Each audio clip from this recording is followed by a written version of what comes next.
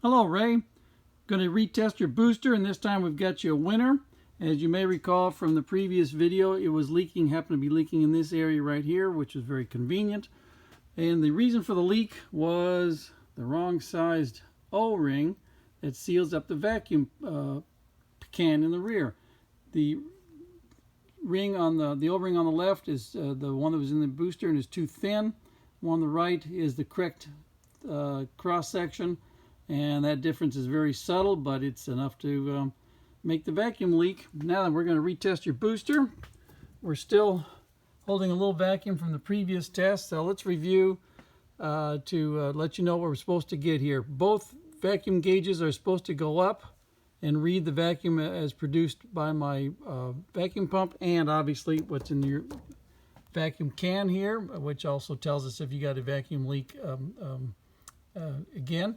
Now then, when the booster is activated, this gauge will stay the same, reading the vacuum, and this one will go to 0 until it's the booster is fully activated, and that gauge will read 0.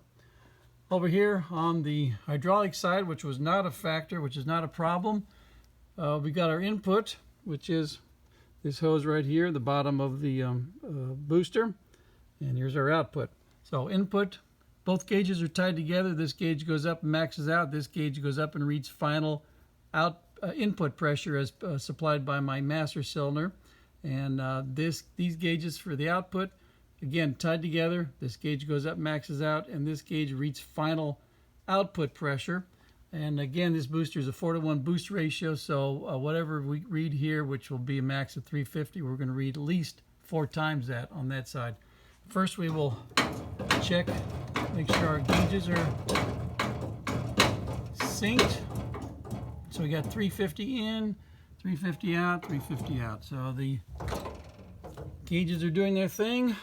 Now let's hit it with some vacuum. And you recall we couldn't get much past 15 inches, and you'll see that we're going to climb very nicely.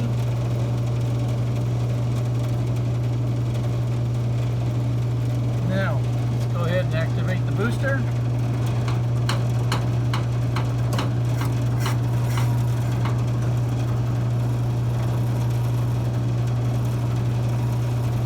You get a little drop right here. I don't like that, but there's nothing we can do about it, but it does recover. And over here, we can see our input 350 and our output well over 1500 psi. So we're good there. Let's reactivate the booster.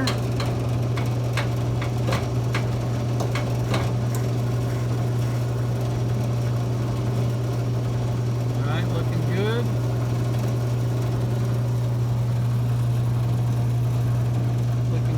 Now, while we are under full pressure, 1500 psi, let's check to see if we have any leaks. This is where you're going to find your leaks, either at the bleed screw or especially right here at this joint where the slave cylinder screws into the faceplate. But right now, don't see any leaks. We also got a bleed screw right here. You can't see it. Well, let's see. I'll turn this upside down. You can see the little bit, yeah, see that little bleed screw right there, bleed hole? That's a bleed hole. That bleed hole is your first line of defense to tell you that you've got a problem inside here where the vacuum interfaces with the hydraulic. And that's the first indication you got an issue, which is where this little bleed screw is dripping fluid out. So as soon as you see that, get that booster out of there, or disconnect the disconnect the vacuum to the booster so that you don't suck any brake fluid into the booster and ruin the vacuum elements, which are no longer available. So we have to keep reusing your vacuum elements, but fortunately they're very durable rubber, and they should last a long time. And we'll do a retest again, just to double check. You can see you're holding vacuum, which is nice.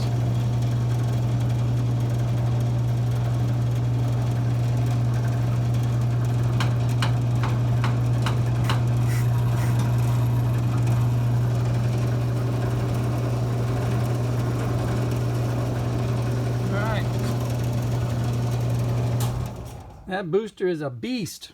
So I believe you've got yourself a good booster now.